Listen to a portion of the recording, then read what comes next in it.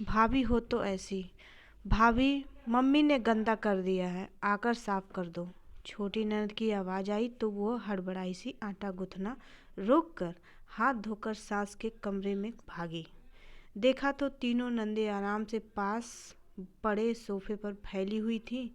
इतनी आवाज़ें लगाई तब आई हो? छोटी ननद भुनकते हुए बोली। दीदी, मैं आटा गूंथ रही थी। हाँ, काम तो बस आप ही करती हो, मुंह बनाते हुए बाहर चल दी। पीछे पीछे दोनों नंदे भी खिसक ली कि कहीं अन्नू माँ के कपड़े बदलवाने में उसके मदद न मांग ले। हाँ, अन्नू ने फुर्ती से सफाई कर सास के कपड़े बदले। 2 साल से अनथक वह यही करती आ रही है। 2 वर्ष पूर्व उसकी सास फिसल कर गिरी तो चोट लगने की वजह से शरीर लकवाग्रस्त हो गया। अन्नू की तीमारदारी से सुधार हुआ, पर निचला हिस्सा संवेदन शून्य ही बना रहा। लिहाजा उनके दैनिक कर्म अनु ही कराती और सफाई करती।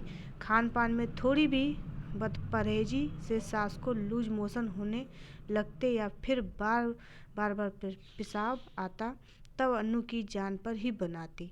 सास की तीमारदारी में लगे लगे वो खुद को भूल चुकी थी।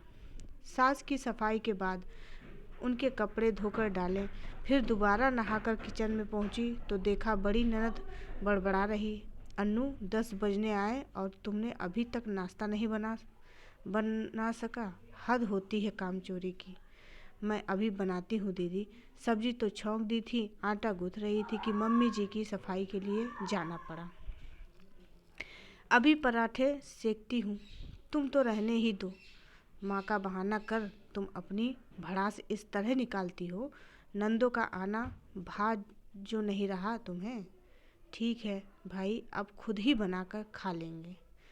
तुमसे तो हो नहीं रहा।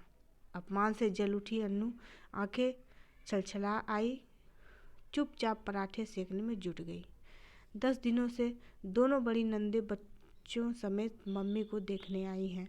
सास ससुर पति और एक छोटी ननद के अलावा अब दोनों नंदे और उन दोनों के 2-2 बच्चे भी थे, जिनका ख्याल अकेली अन्नू को ही रखना था। छोटी ननद अभी पढ़ रही है, लिहाजा काम में कोई हाथ नहीं बटाती है।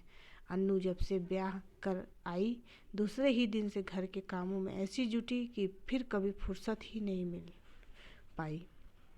जी जान से सबकी सेवा करती, लेकिन सास रमा देवी के मुख से कभी उसके लिए तारीफ के 2 शब्द न निकलते। वह हमेशा यही कहती, कुछ भी कर लो बहू, कभी बेटी नहीं बन सकती। बहू और बेटी के बीच का फ़र्क का अक्सर उसे एहसास होता। जब भी किसी के चीज़ का बंटवारा होता तो हर अच्छी चीज़ बेटियों को मिलती और सबसे कमतर अन्नू को। सास ने बीमारी के चलते हुए कुछ सोचकर एक दिन जेवरों का बंटवारा करने का निर्देश बड़ी ननद को दिया। उसके आदेश और इच्छा अनुसार सभी गहने तीनों बेटियों में बराबर बांट गए और अन्नू के हिस्से आई एक पतली सी चैन। वो भी सास पहनी हुई थी। वो उसे अभी नहीं मिलनी थी। अन्नू कटकर रह गई।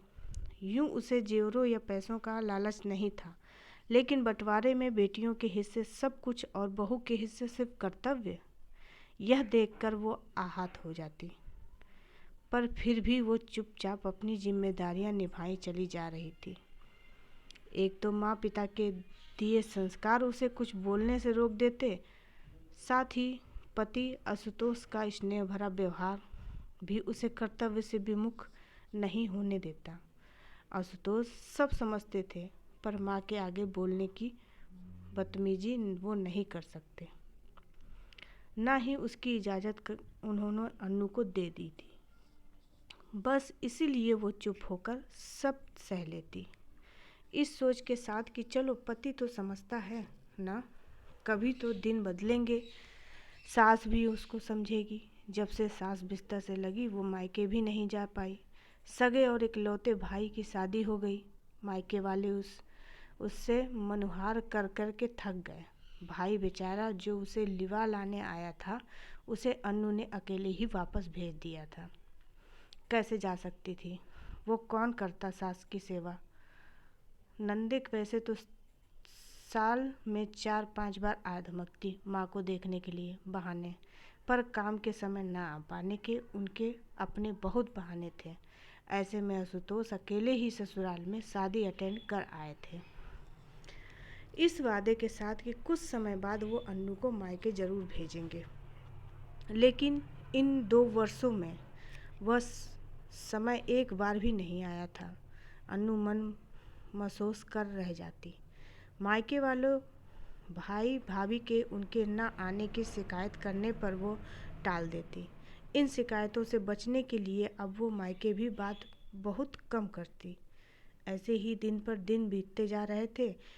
इधर कुछ दिनों से उसके पापा की तबीयत ठीक नहीं चल रही थी, तो वो सोच रही थी कि 2-4 दिनों के लिए उन्हें देख आए। सास की तबीयत भी फिलहाल संभली हुई थी और दोनों नंदे भी आई हुई थी कि अचानक आए भाई के फ़ोन ने उसे भीतर तक हिला डाला। फ़ोन पर रोते हुए भाई ने सूचना दी कि पिता का सुबह हृदयाघात से देहांत हो गया। उसके आंसू रुक नहीं रहे थे। आशुतोष को फ़ोन कर गिड़गिड़ाते हुए सा कहना लगी, प्लीज़ अब तो जाने दीजिए, कुछ दिन मम्मी जी को दीदी लोग देख लेंगी। अब भी ना गई तो परिवार समाज कहीं मुंह दिखाने लायक नहीं रह जाऊंगी। आशुतोष ने उसे चुप कराते हुए आश्वासन दिया, मैं अभी तत्काल में टिकट बुक करा रहा हूँ, हम दोनों चलेंगे, मैं अगले दिन वापस आ जाऊँगा, पर तुम रुक जाना। उस घर के प्रति भी कुछ कर्तव्य हैं, मैं समझता हूँ, इस बात को तुम जाने की तैयारी करो।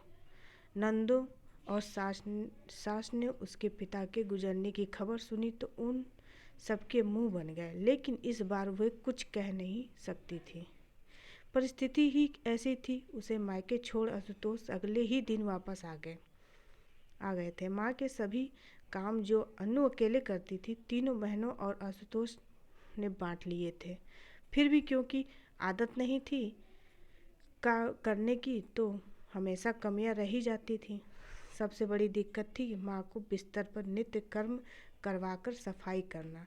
सुबह आशुतोष की मदद जैसे तैसे काम हो जाता था, पर बाकी पूरे दिन बीमार बुढ़िया मलमूत्र रोके किसी तरह पड़ी रहती। बेटियों ने खाने पीने पर भी पाबंदी लगा दी थी। आप मीठा मत खाओ माँ, फिर दस्त लग जाते हैं आपको, कौन बार बार साफ करेगा, यह मत खाओ वो मत खाओ। सुन सुन के बुढ़िया मन मारकर ही रह जाती। बहुत कष्ट से दिन कट रहे थे। अन्नू के जाने के चौथे दिन ही अन्नू की बड़ी ननद तो बच्चों की पढ़ाई का बहाना बनाकर निकल ली। छोटी ननद ने मजली को अल्टीमेटम दे दिया, आप नहीं जाओगी बहाना बनाकर, बड़ी दीदी की तरह मैं कैसे संभालूंगी माँ को, भाभी मत समझना मुझे, मैं नहीं कर सकती इतना काम। सास सब सुन रही थी, समझ रही थी। एक पैर पर दौड़ते रहने वाली अकेली अन्नू के काम का बोझ इतने लोग मिलकर भी कुछ दिन भी नहीं उठा पा रहे थे। वह लड़की अन्नू तो सालों से करती आ रही है। हाथ तो उस दिन हो गई जब आशुतोष के जाने के बाद बहुत रोकने पर भी बुढ़िया का मल कपड़ों में ही छूट गया। वह गुहार लगाती रही। बेटियों से साफ करने की मझली ननद ने अपनी तबीयत खराब होने का बहाना कर काम छोटी पर खिसका दिया। छोटी टुनक पड़ी, माँ मुझे उल्टी आती है, मैं नहीं कर सकती, भैया के आने तक बैठ कर रही हूँ। आखिर आशुतोष ने आकर माँ की साफ सफाई करी। सास अब अन्नू को बेसब्री से याद किए जा रही थी। जो काम उनकी अपनी जाई बेटियां न कर पाई, वह काम वो पराई जाई तो सालों से भरपूर लगन के साथ करती आ रही थी। अन्नू का रोज की तरह फ़ोन आया तो आशुतोष ने उस दिन घटी सारी घटना उसे बता दी। आप मेरा टिकट बुक करा दो, मैं कल ही आ रही हूँ वापस। पर अनु, तुम्हारे पापा को गए अभी 10 दिन भी नहीं हुए, अभी आओगी तो सब क्या कहेंगे। वैसे भी उनके जीते जी तो मैं भेज ना सका तुम्हें, अब कम से कम 13वीं तक तो रुको। आशु, पापा तो चले गए, अब मैं यहाँ रुकूं ना रुकूं, इससे उन्हें क्या मिलने वाला है। अब लेकिन मम्मी जी तो हैं अभी सामने, उन्हें इस हाल में कैसे छोड़ दूं? और मेरे घर वाले मेरी परिस्थितियाँ समझते हैं, वे कोई शिकायत या उलाहना नहीं देंगे। बाकी दुनिया तो कुछ न कुछ कहती ही रहेगी। मैं कल वापस आ रही हूँ। उसने दृढ़ स्वर में अपना निर्णय सुनाया। उसके ससुराल पहुँचते ही सास के चेहरे पर राहत और खुशी के भाव आ गए। नंदों ने भी चैन की सांस ली। सब पहले जैसा ही चलने लगा। फर्क बस ये था कि सास ने अब अपना तकिया कलाम रटना छोड़ दिया था कि बहू कभी बेटी नहीं बन सकती। लेकिन कहानी अभी बाकी है दोस्तों। रक्षाबंधन पर अन्नू के भाई भाभी उसके घर आ गए। इतने सालों से आप नहीं आ पाई, तो इस रक्षाबंधन में हमने सोचा हम लोग ही आपके पास आ जाएं। भाभी मुस्कुराते हुए कह रही थी, अन्नू कुछ ज़रूरी बात भी करनी थी, इसलिए हमें आना ही था। भाई बोला, अन्नू की नंदे भी राखी पर मायके आई हुई थी। राखी बंधवाने के बाद सबके सामने ही भाई ने गिफ्ट की जगह एक लिफाफा अन्नू के हाथ में रख दिया। यह क्या भैया? अन्नू ने लिफाफा खोलते हुए पूछा। लिफाफे में जायदाद के बंटवारे के पेपर्स थे। तेरे साइन चाहिए इस पर, भाई बोला। अन्नू हैरानी से कागज़ देख रही थी। आधा हिस्सा मुझे नहीं भैया, मैं कैसे? पापा का सब कुछ आपका है और भाभी का है। उसकी आंखें गीली थीं। बेटियों का कोई हिस्सा नहीं होता। क्या माँ बाप की जायदाद में पापा मम्मी का जो कुछ जितना मेरा है उतना तेरा भी तो है। तेरी भाभी का भी यही मानना है। अब जल्दी से साइन कर इस पर। ना भैया, बेटियों का हिस्सा सिर्फ जायदाद में नहीं होता, कर्तव्य में भी होता है। मैं कहाँ कुछ कर पाई मम्मी पापा के लिए, उनकी बीमारी में भी खड़ी ना हो पाई, तुम्हारी शादी तक में ना आ पाई, यहाँ तक कि पापा के जाने के बाद 13 दिन भी ना रह पाई। जब कर्तव्य में हिस्सा नहीं निभाया तो जायदाद में हिस्सा कैसे ले लूँ? भाभी ने दिन रात एक कर पापा की सेवा की, घर संभाला।